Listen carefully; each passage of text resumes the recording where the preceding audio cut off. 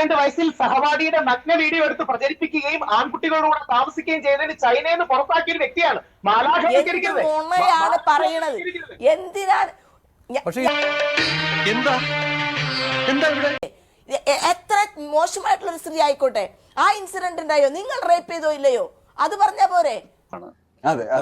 നിങ്ങൾ തന്നെ മാഡം, ഇത് സത്യമല്ലേ മാഡം? ഇത് ഞാൻ ഉണ്ടാക്കി പറയുന്നതാണ്. എന്താണ് ഈ കാണിച്ചുകൊണ്ടിരിക്കുന്നത്? ഈ വ്യക്തിക്കെതിരെ എവിഡൻസ് ഉള്ളതല്ലേ?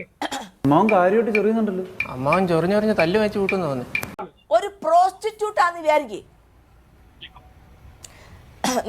നോക്കൂ രാഹുൽ, ഒരു പ്രോസ്റ്റിറ്റ്യൂട്ട് ആണെന്ന് വിചാരിക്കേ, നിങ്ങളുടെ ഭാര്യയാണെന്ന് വിചാരിക്കേ.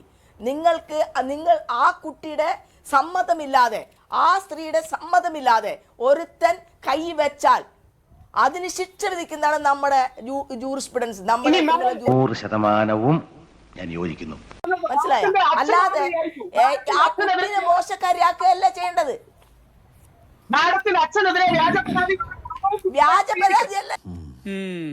ഇവൻ എന്നെ കൊണ്ട് പണി എടുപ്പിക്കും.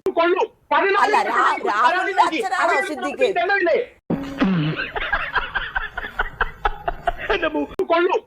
അല്ല, രാഹുലിന്റെ അച്ഛനാണോ സിദ്ദിഖ്? രാഹുലിന് എത്ര അച്ഛനുണ്ട്? അല്ല,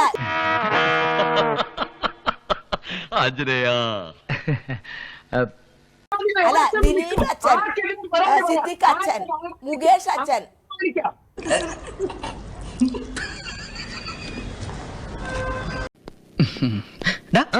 കിട്ടിയാ? ഇല്ല, ചോദിച്ചു വാങ്ങിച്ചു. പോവാ.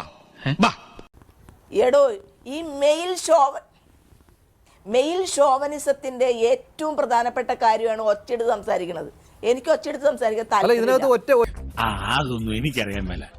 സാരില്ലടാ, നീ എവിടെ പരിപാടി അവതരിപ്പിച്ചാലും ഇത് തന്നെയാണല്ലോ നിന്റെ വിധി. ഞാൻ പോകുന്നു. Bye bye.